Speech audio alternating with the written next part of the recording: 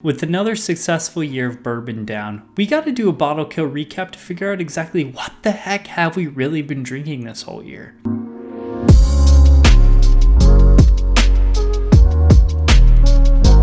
Welcome back to Tipsy Whiskey Shenanigans. I'm Steven, and tonight, whenever the heck you're watching this, we are doing a 2021 recap to figure out exactly what bottles we really drank this year. What bottles did we drink multiple of? What bottle could we not keep our hands off of?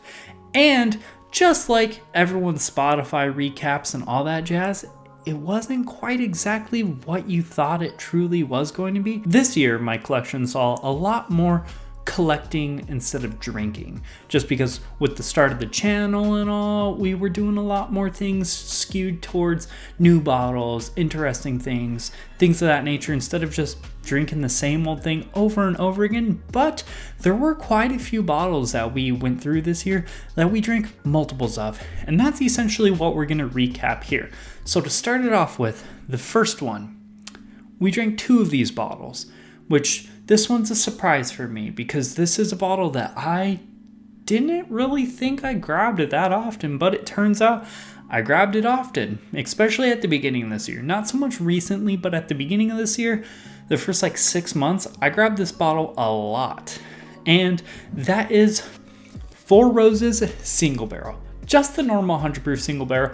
I don't have any of the barrel proof, so the only ones with this weird cork has to be this bottle right here. And this is a fantastic bottle from Four Roses, especially at the beginning of this year. At the beginning of this year in Arizona, it was like $30 to $35 everywhere you look. At Costco, it's like $35, a Total Wine, $35. I found a few for $30 at random liquor stores, and $30 to $35 for a bottle this good is insane. Insanity. Coming up after that one, another bottle where I killed 2 of these is going to be none other than Knob Creek single barrels.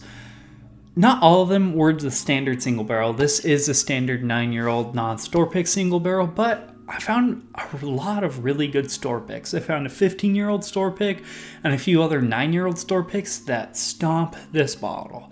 And, well, we also killed one of these bottles on a review.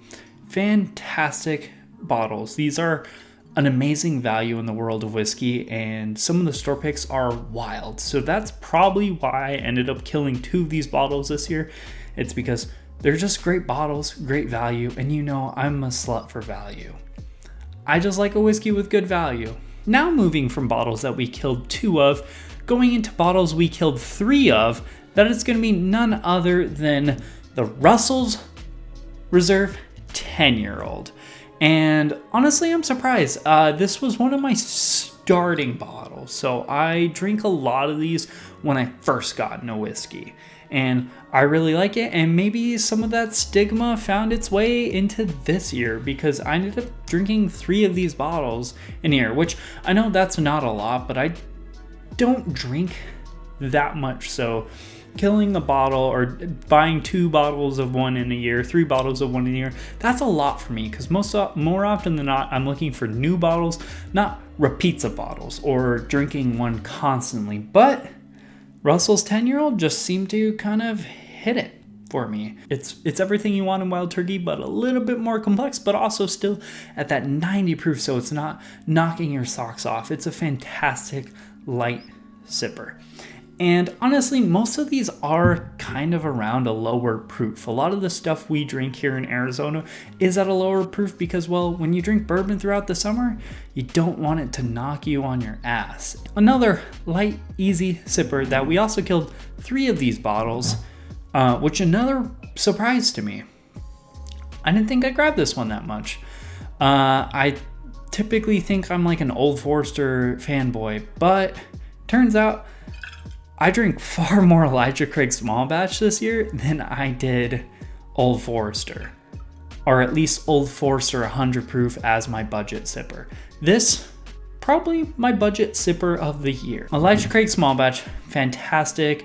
It's that nice mix of kind of like floral spiciness, but also sweetness. Get a little bit of like a peanut buttery chocolate note in there. I just really like it. And again, another lower proof one, so it's a little bit more acceptable for me throughout the summer in Arizona when it gets 110, 120, and you still like to drink whiskey for some reason. Now moving into the final 2 bottles that I killed the most this year. The next one, I drank 4 of these bottles, and no surprise, this is probably the one you guys were expecting to see a lot of on this list, and that is Old Forester 1920. These are fantastic. I've said it 1,000 times on this channel. This is probably one of my favorite bottles of all time. It's an amazing value and it's such a great whiskey. It's 115 proof, so that's like the nice drinking proof. It's very banana sundae covered in chocolate, whipped cream, just a fantastic flavor profile, that typical Old Forester banana runts flavor profile with just vanilla sweet cream caramels. But it's at 115 proof, doesn't drink that hot, and it's like $50, $55 depending on where you can find it. And I always find this on the shelf here in Arizona. So that's why I killed 4 of these bad boys this year because, well, they're just fantastic. Fantastic bottles. And honestly, this is my go-to if I'm looking for something with a little bit more proof. The next one, the last one, the one I personally drank the most of this year. I'm kind of embarrassed by it. Slightly embarrassed. I don't rave, rant, or anything about this bottle. This bottle was the upset, and it happened to be number 1, which, surprise, surprise, I don't get it. This bottle, I drank 7 of. 7 of these bottles I killed. Some store picks, some non-store picks, and that is none other than Buffalo Trace. What the heck? I don't know how I managed to kill. And like I said, this is like about, quarter empty. This probably isn't going to make the next 2 months. I don't know what it is. And this might be going back to the summer here in Arizona. This is a light, easy sipper. And it's just fun. This is our camping whiskey that we brought. And I'm pretty sure we killed that bottle we brought on the camping trip along with the Russell single barrel and a Four Roses single barrel. It was kind of an upset because I kind of shit on Buffalo Trace a little bit. Not because they make bad products, I just think they're overhyped and I don't like overhyped stuff. It's good whiskey, but it's not great. But it might be a great sharing whiskey, and that's probably why I've managed to bottle kill 7 of them, because, well, I like to share whiskey. That's the best part about the whiskey community. Sharing whiskey, making friends, making memories. That's a wrap for this video though. Please do us a favor, like, comment, subscribe. Let us know what you guys thought about this video. Let us know what you guys drink most this year. I'm a little surprised that I ended up consuming the most Buffalo Trace. I don't know if that's the most I personally drink. It's probably more 1920, but the most bottles we've gone through this year have been actually Buffalo Trace. Also, check out the Facebook, Instagram, and our Patreon. The link for that is down there below. We appreciate you guys so much for all your support. We'll see you later.